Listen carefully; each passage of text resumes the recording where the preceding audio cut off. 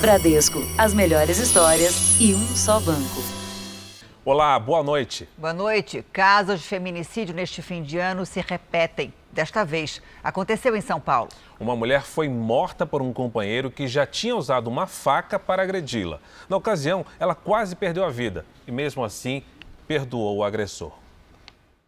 Rosimere Santos, de 41 anos, foi morta pelo marido Ricardo de Lima Gonçalves. O casal estava junto há 7 anos, numa relação que já era marcada por outro episódio de violência. Há 2 anos, ela quase morreu depois de ser atacada por Ricardo e ficou com uma deficiência numa das mãos. Mesmo assim, perdoou a agressão, retirou a queixa e voltou a morar com o companheiro. Ricardo tem 41 anos e passou 20 na cadeia por roubo e tráfico de drogas. Ele está foragido. Eu já tinha falado pra ela, amiga, cai fora, meu. Ela falava, não, amigo, isso não vai mudar, vai mudar. Na semana passada, um outro crime cruel. Rafaela, de 19 anos, morava havia 2 meses com Mário Francisco. Apenas 6 dias depois do casamento, ela já queria a separação. Foi assassinada ao mandar essa mensagem para a mãe. Ô mãe, eu quero voltar pra casa. Mário Francisco foi entregue à polícia pelo próprio pai. Dados do Conselho Nacional de Justiça indicam que, do começo desta reportagem até agora, foi gerada uma nova medida protetiva. Este ano, em São Paulo, 160 mulheres morreram vítimas de feminicídio. O estado tem ainda outro dado alarmante. A cada 11 minutos, uma mulher sofre violência física. A medida protetiva, ela salva vidas. É possível que o judiciário e a polícia fiscalizem o cumprimento dessas medidas protetivas. Em Mato Grosso do Sul, a cada 10 mulheres agredidas, só uma pede à justiça medida protetiva. Alertar a polícia e notificar o descumprimento da decisão judicial é uma forma de proteção. As mulheres não fazem um boletim de ocorrência do descumprimento da medida protetiva. E elas vão deixando eles criarem fatores que vão possibilitar uma agressão mais grave ou até um feminicídio mesmo, né? Essa mulher passou 13 anos casada com um homem violento. Ele começava a falar pra mim que eu era uma pessoa feia e aí ele começava a me agredir. Ele chegou a grudar no meu pescoço, chegou a ficar marca no meu pescoço. Mesmo separada, as ameaças continuaram. Há 4 meses, a justiça decidiu que ele não pode mais se aproximar dela. Eu quero ter paz, coisa que eu não tô tendo. Veja agora outros destaques do dia. Vacinas contra o coronavírus já estão em 47 países, inclusive a Argentina. Brasil segue sem data para vacinação. Governo realiza o último depósito do auxílio emergencial. Taxa de desemprego tem leve queda desde o começo da pandemia. Família morre em queda de avião no Paraná. Vendaval pode ser a causa. E o mundo se despede do estilista Pierre Cardin.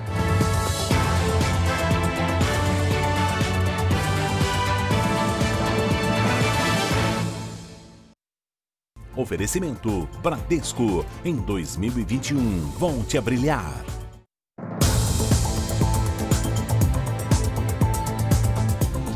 Foi preso hoje o campeão brasileiro de judô, suspeito de mandar matar a ex-mulher em Curitiba. A vítima já tinha uma medida protetiva contra o ex-marido. Escutas telefônicas revelam que ele tentava encomendar o assassinato da ex-mulher há pelo menos 3 anos.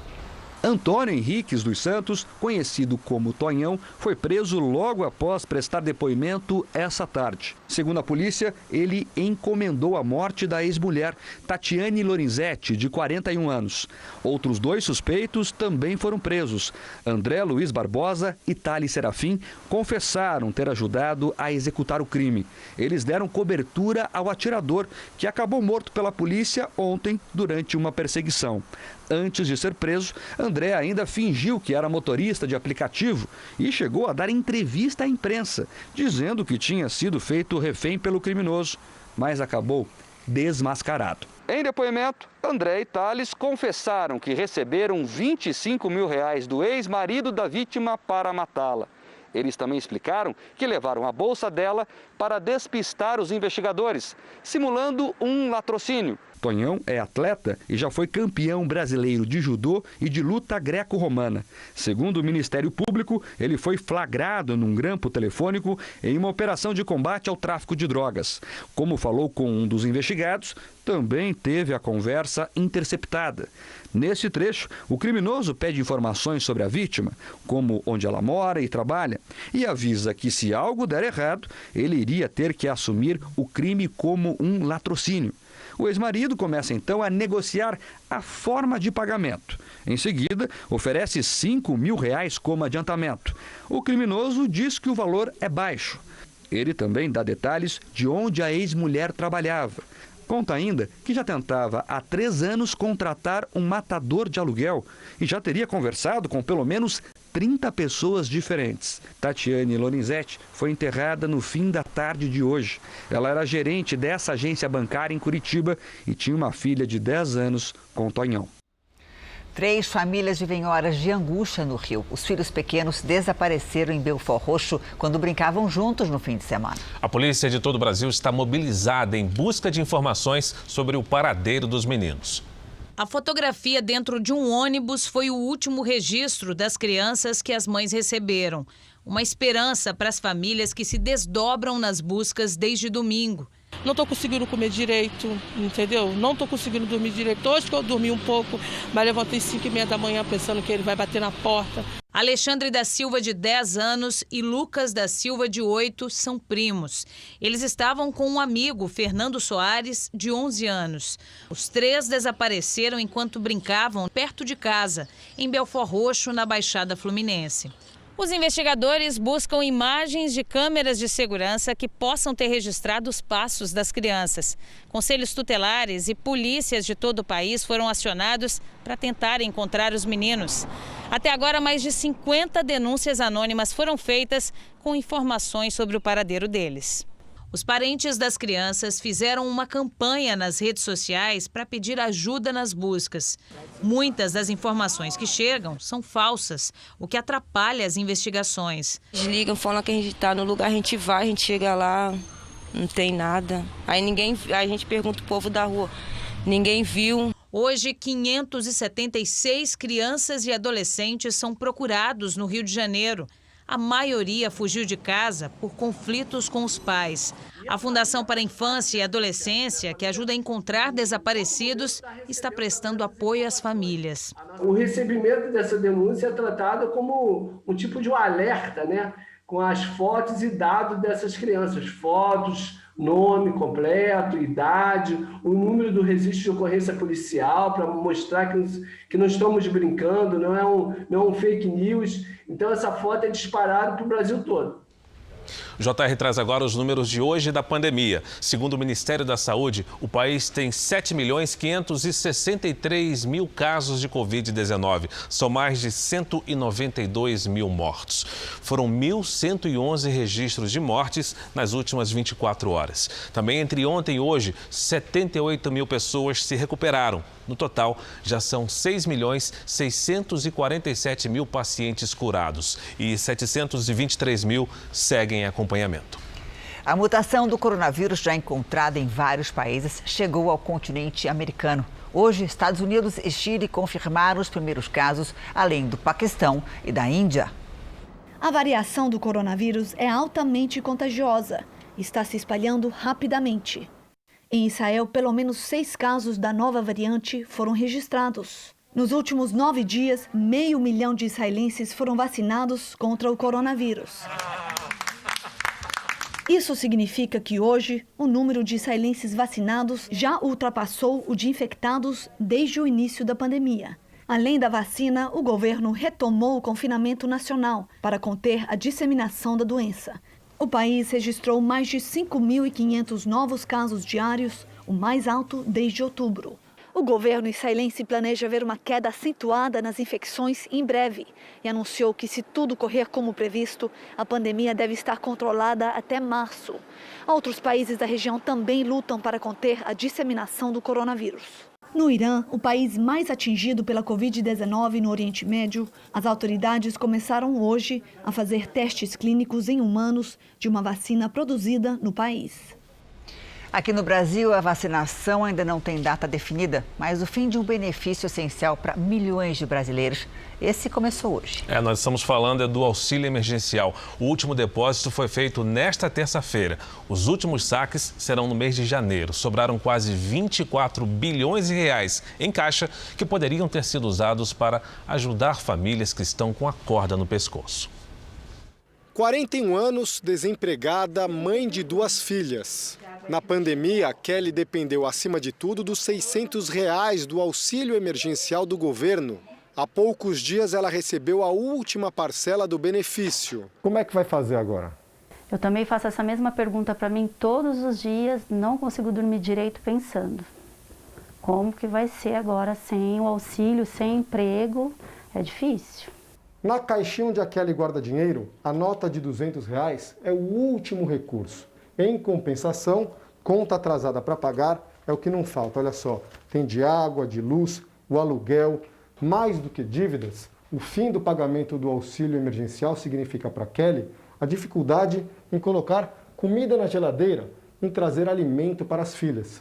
E é essa situação dramática que agora bate a porta de milhões de brasileiros. Além dos desempregados, os trabalhadores informais estão entre os mais afetados pelo fim do benefício, num momento em que a pandemia está longe de ser controlada. Acho que o grande problema que virá por aí é vacina, vem da pandemia, por quanto tempo teremos essa pandemia ainda? E a economia com esse vazio entre fim do auxílio emergencial e um novo programa social, a pobreza deve aumentar, o nível de pobreza do brasileiro deve aumentar significativamente. Quase 68 milhões de brasileiros receberam alguma parcela do auxílio emergencial.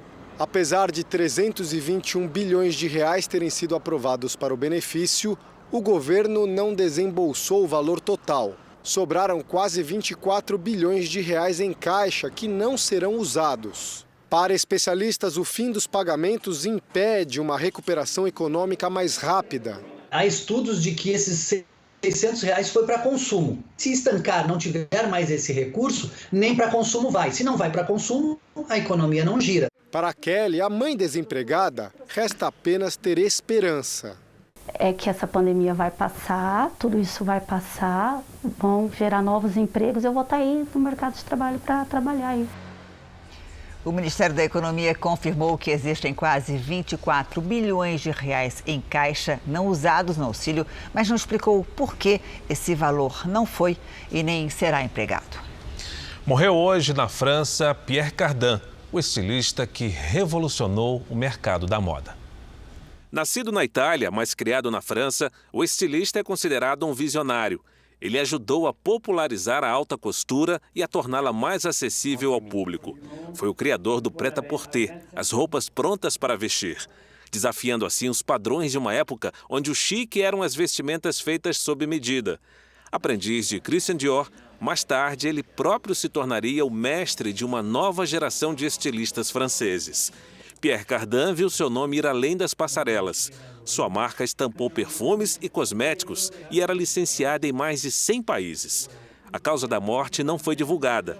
Aos 98 anos, Pierre Cardin ainda se mantinha ativo no mundo da moda. Veja a seguir, 14 milhões de pessoas estão desempregadas no Brasil. E também o risco dos fogos de artifício na virada do ano.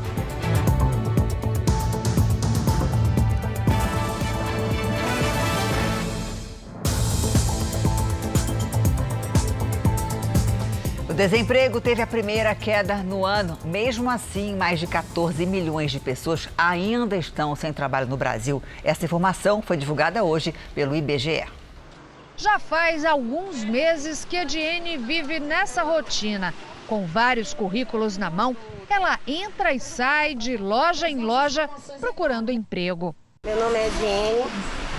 Daí as áreas, a última não consta, mas trabalhei como atendente. Eles exigem às vezes o curso, porém não dá oportunidade. Porque não adianta você fazer o curso, aí chega na loja, você tem que ter experiência.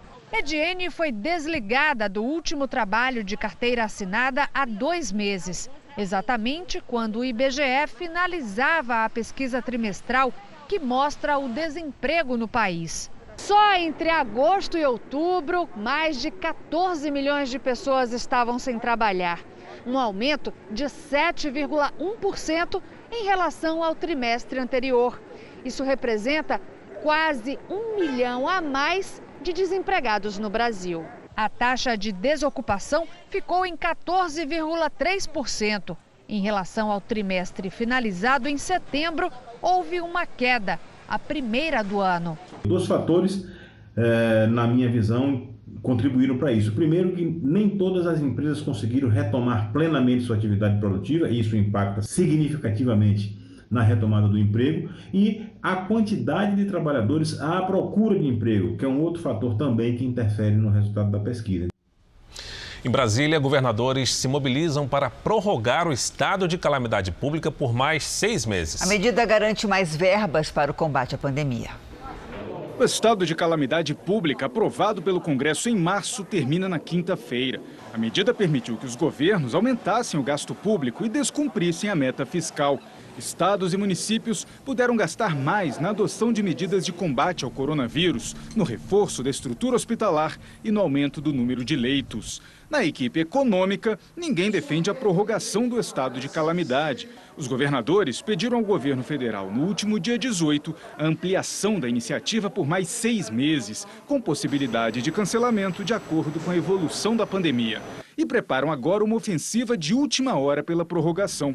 A coordenação do Fórum Nacional de Governadores deve se reunir nos próximos dias com o ministro da Saúde, Eduardo Pazuello, e com o ministro da Secretaria de Governo, Luiz Eduardo Ramos. A prorrogação do estado de calamidade também pode permitir a extensão do benefício emergencial de preservação do emprego e renda, que entrou em vigor em abril e também termina na quinta-feira. Sem a prorrogação, os funcionários que fizeram acordo com os empregadores para reduzir jornadas e salários ou suspender os contratos devem voltar às atividades normais a partir do dia 1º de janeiro.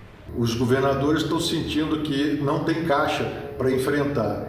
E como o governo federal alega que não tem recurso, o governo estadual está pressionando para que seja aprovado um orçamento tipo orçamento de guerra, que foi aprovado esse ano para enfrentar essa pandemia. E as contas do governo tiveram um déficit de mais de 18 bilhões de reais em novembro. Foi o pior desempenho para o mês em 4 anos. O saldo negativo já se aproxima de 700 bilhões de reais este ano. Vamos agora com a opinião do jornalista Augusto Nunes. Oi, Augusto, boa noite para você. Boa noite, Janine. Boa noite, Fara. Boa noite a você que nos acompanha. O parto da lei da ficha limpa começou em 2008 e só terminou em 4 de maio de 2010, quando foi sancionada pelo presidente da República. Amparado nas assinaturas de 1.800.000 brasileiros, o projeto sofreu uma única alteração relevante antes de ser aprovado pelo Congresso. Por decisão do Senado, as punições previstas no texto só seriam aplicadas a condenados em segunda instância. A lei da ficha limpa não livrou o Executivo e o Legislativo de todos os prontuários, mas tornou os dois poderes menos irrespiráveis. Há poucos dias, com uma única canetada, o ministro Cássio Nunes Marques decretou a morte por anemia do que demorou 2 anos para nascer. Uma liminar do caçula do Supremo estabeleceu que os enquadrados na lei não se tornam mais inelegíveis por 8 anos depois de cumprida a pena fixada na sentença. A contagem começaria já no dia da condenação. Suspensa pelo ministro Luiz Roberto Barroso, presidente do Tribunal Superior Eleitoral, a liminar do primeiro juiz indicado por Jair Bolsonaro será colocada em votação no plenário. Os demais ministros terão de revelar se estão ao lado dos brasileiros honestos ou se apoiam a bandidagem. A seguir, quase 50 países já aplicam a vacina contra o coronavírus. No Brasil, os processos de registros não andam. E daqui a pouco, família morre em queda de avião no Paraná.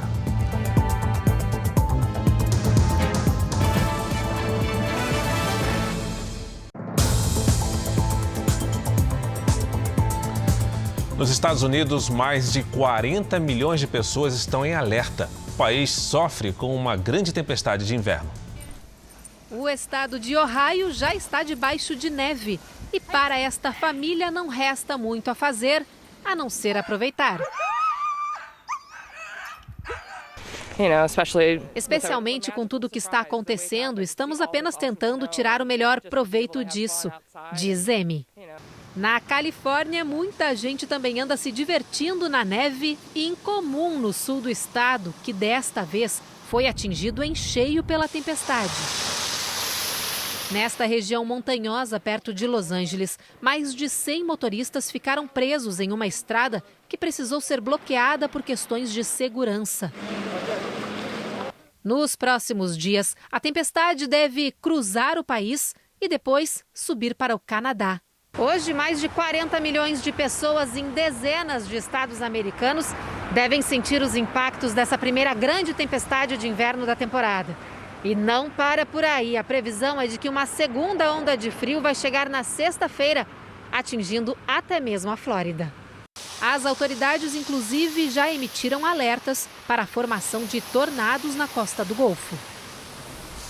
Aqui no Brasil, em Curitiba, um temporal fez a temperatura despencar 4 graus em apenas 10 minutos. E em Florianópolis, o mês de dezembro já é o mais chuvoso em 25 anos. Boa noite, Lidiane. E também não tem feito muito calor na região sul, não, né? Verdade, Janine. Boa noite para você, para o Fara, para quem nos acompanha. Algumas áreas tiveram, inclusive, uma sensação de friozinho. O calor foi abaixo da média no sul do Brasil. Aqui no centro do país, as temperaturas ficaram dentro do esperado. E nas áreas vermelhas, calor acima do normal. Tem previsão de chuva? Tem. Forte e já nas próximas horas, viu? Ventos quentes transportam a umidade da Amazônia para o sul e para o sudeste. E onde o ar quente passa, as nuvens se formam. Segue o alerta para deslizamentos entre Santa Catarina e Minas Gerais. Faz sol do norte mineiro até o sul do Ceará. Nas regiões norte e centro-oeste, aí são aquelas pancadas a qualquer hora. No sul, uma frente fria provoca temporais na fronteira com o Uruguai, isso no fim do dia. Antes da chuva, calorão de 35 graus em Porto Alegre e no Rio de Janeiro, 32 em Goiânia e de 28 graus em João Pessoa e também em Manaus. Em São Paulo, repeteco de hoje, com sol, chuva e 31 graus. Aliás, ainda chove em algumas áreas aqui da capital, Janine. Já vimos esse filme, né? Sim. Sol com chuva no final da tarde. Verão. Obrigada, Lidiane. Isso. Até amanhã. Um casal e as 2 filhas morreram na queda de um avião no Paraná. Eles iam passar o Réveillon no litoral do estado. O piloto era o pai da família. Muitos destroços e nenhum sobrevivente. As 4 pessoas que estavam na aeronave morreram no acidente. O avião caiu em uma região de muitos morros e, segundo moradores, o tempo estava fechado quando houve a queda. A família embarcou na cidade de Goiôerê, que fica a cerca de 100 quilômetros daqui, onde aconteceu o acidente, no município de Roncador. O casal e 2 filhas pretendiam chegar ao litoral paranaense para passar a virada de ano. O empresário Valdeci Cruzeiro, de 56 anos, estava pilotando. Junto com ele estava a esposa, Luciana Brito Cruzeiro, e as filhas, Beatriz, de 24 anos, e Júlia, de 18 anos. Moradores da região disseram terem ouvido apenas o barulho da queda. Quando do impacto, eles deslocaram até o endereço e acabaram encontrando aí os destroços e as vítimas. Valdeci comprou o monomotor Cessna, fabricado em 1974, em setembro desse ano. Segundo o Registro Aeronáutico Brasileiro, a aeronave estava em situação regular. As causas do acidente ainda serão investigadas. A queima de fogos no Brasil, como a de Copacabana, foi cancelada. Mas isso não impede que muitas pessoas usem rojões e foguetes em festas particulares. Veja agora quais os riscos e como evitar que os fogos de artifício estraguem a sua virada de ano. É bonito e perigoso. Essas fotos são de um acidente com fogos de artifício no Réveillon de 2018. Bruna estava na garagem de casa e não sabe de onde vieram os rojões. Vi uma luz vermelha vindo na minha direção. A reação que eu tive foi dar um passo para o lado. E, de repente, a garagem se encheu de fumaça, um barulho muito forte. Eu olhei a minha perna direita e vi uma queimadura muito horrível. Foram meses de recuperação. Eu tive queimadura de 2º grau. Como pegou na articulação, eu não conseguia ficar em pé porque a dor era muito forte. Então eu tive que ter o auxílio de cadeira de rodas. A Bruna não ficou com sequelas, mas o mau uso de fogos de artifício pode gerar acidentes graves, com consequências que se arrastam pelo resto da vida. A extensão do dano pode ser desde uma queimadura superficial, leve, até casos graves, em que ocorre a retirada de membros, dedos, às vezes ferimentos contundentes na face, que podem se tornar incapacitantes. Em caso de queimadura, a primeira atitude deve ser procurar atendimento médico e evitar receitas caseiras. Não use pomadas sem orientação médica. Nunca fure as bolhas da pele, elas servem para proteger a área queimada. E não tente retirar fragmentos de objetos ou roupas grudadas ao corpo. Os bombeiros alertam para jamais comprar fogos em locais clandestinos. A gente não sabe a quantidade de cada material que foi utilizado aquilo. Pode ter um superdimensionamento de pólvora, por exemplo. Ou esse fogo de artifício pode ter ficado armazenado num lugar onde não seja adequado para isso. E aí potencializa os riscos de acontecer um acidente.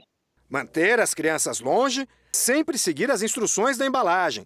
Não tentar reacender foguetes que falharam, não fazer experiências para modificar ou tentar criar os próprios fogos, nunca atirar rojões em locais fechados e jamais em direção a outras pessoas. Às vezes a sua diversão acaba sendo a tristeza de alguém, a tristeza de alguma família. A União Europeia vai comprar 100 milhões de doses a mais da vacina da Pfizer. Ao todo, serão 300 milhões de doses para os 27 países do bloco. A decisão foi tomada depois que outras vacinas em desenvolvimento e já encomendadas pela União Europeia tiveram um atraso nos testes clínicos. E enquanto 47 países já começaram a vacinação contra a Covid-19, o Brasil não tem nenhum pedido de uso registrado na Anvisa e nem data para começar a imunização. 4 farmacêuticas já mandaram os documentos para agilizar o processo, mas até agora ele não andou. A Agência Nacional de Vigilância Sanitária tem reunião com os laboratórios esta semana para tentar apressar os registros de vacinas contra a Covid-19 no Brasil. Especialistas dizem que o governo federal tem se esforçado pouco para que as vacinas estejam à disposição da população brasileira. O governo tem que querer comprar. Quem que vai querer vacinar, registrar algum produto no Brasil, se não tem quem compre o produto no Brasil? Quem é comprador de vacina no Brasil? É o governo. Então o governo tem que estimular a empresa a querer vacinar. A Agência Nacional de Vigilância Sanitária reafirma que até agora não recebeu nenhum pedido de registro definitivo ou emergencial. Este quadro no site da Anvisa detalha o passo a passo dos laboratórios para conseguirem a autorização.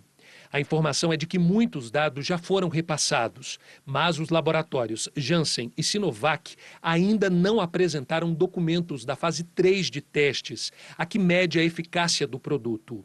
A Pfizer afirmou que não pretende submeter sua vacina para a avaliação de uso emergencial pela Anvisa. A Fiocruz, que tem acordo para produzir a vacina de Oxford, também deverá fazer o mesmo. De acordo com representantes da entidade, o pedido de autorização junto à Anvisa ocorrerá de forma definitiva.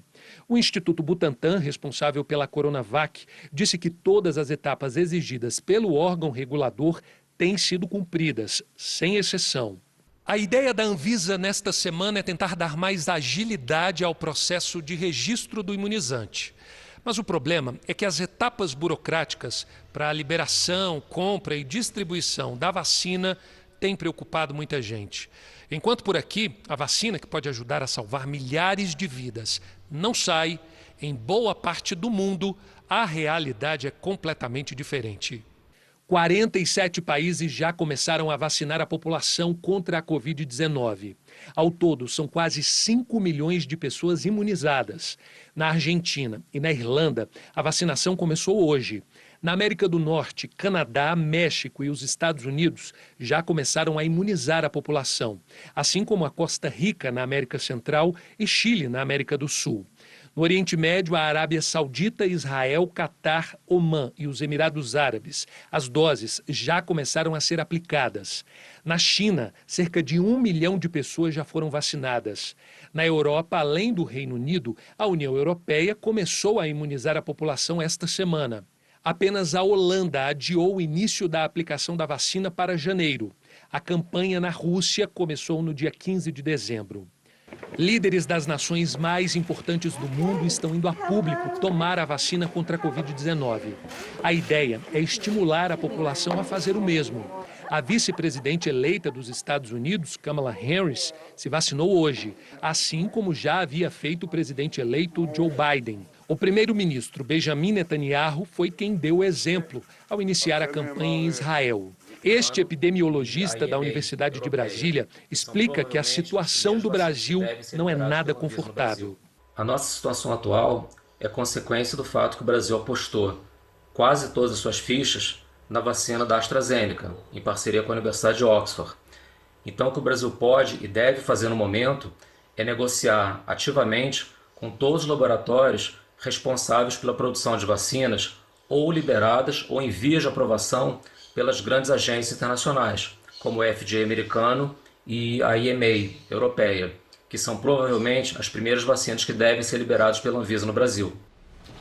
O Palácio do Planalto não comentou sobre possíveis esforços do governo na procura de laboratórios que possam pedir registro de vacinas contra o coronavírus no Brasil e orientou procurar o Ministério da Saúde para falar sobre o assunto. O secretário executivo do Ministério da Saúde, Elcio Franco, disse há pouco que, na melhor das hipóteses, o cronograma de vacinação começa em 20 de janeiro, mas que isso não depende do governo, e sim do laboratório, e que tudo depende da garantia de eficácia. O benefício da vacinação tem que ser maior que os riscos que ela possa trazer, concluiu o secretário executivo do Ministério da Saúde. A seguir, gasolina e óleo diesel mais caros a partir de hoje nas refinarias. E também os especialistas afirmam, mesmo depois da vacina, as máscaras vão nos acompanhar por muito tempo.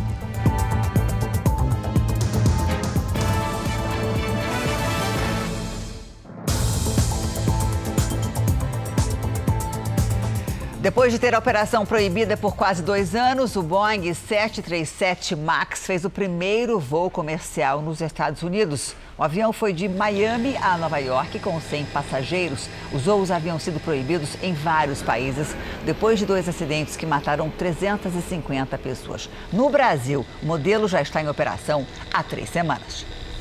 Pelo menos 7 pessoas morreram num terremoto na Croácia. Há dezenas de feridos. O tremor de 6,4 graus também atingiu outros países.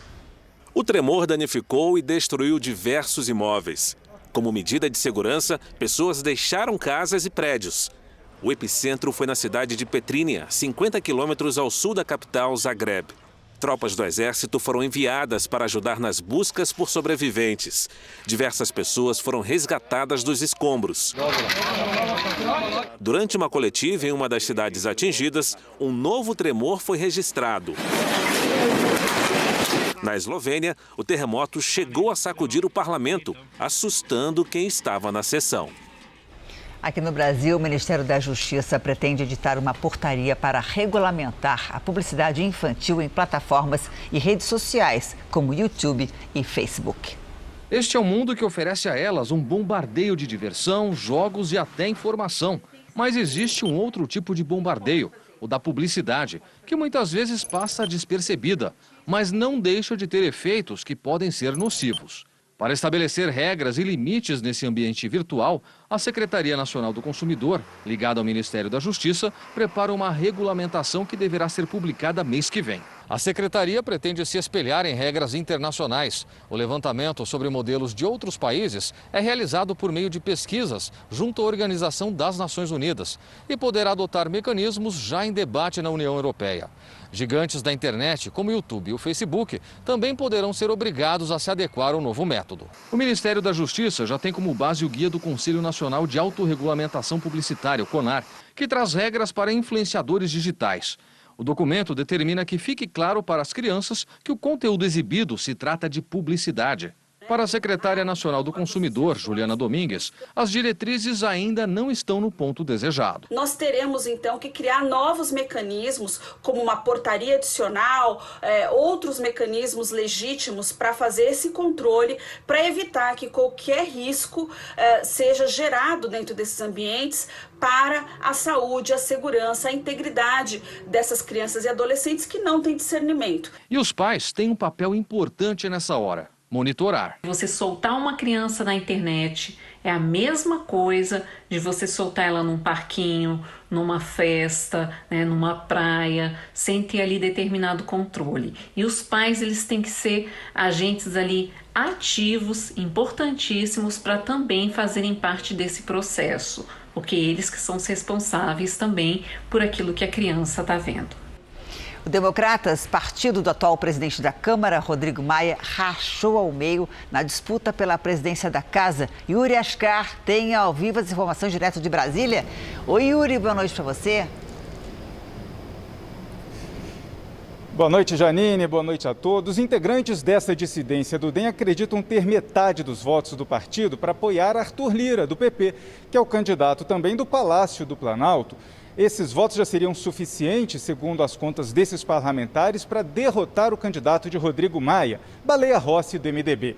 A articulação é do deputado Elmar Nascimento, que aposta em atrair outros deputados dos demais partidos que não querem ser vistos com uma coligação do centro, em aliança com partidos de esquerda, principalmente o PT.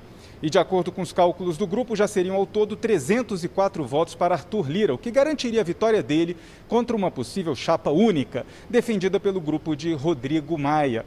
A única preocupação no momento é que essa articulação de parte do DEM não atrapalhe a candidatura do partido no Senado Federal, onde o candidato é Rodrigo Pacheco. As eleições para a presidência do Senado e da Câmara vão ocorrer no próximo dia 1º de fevereiro.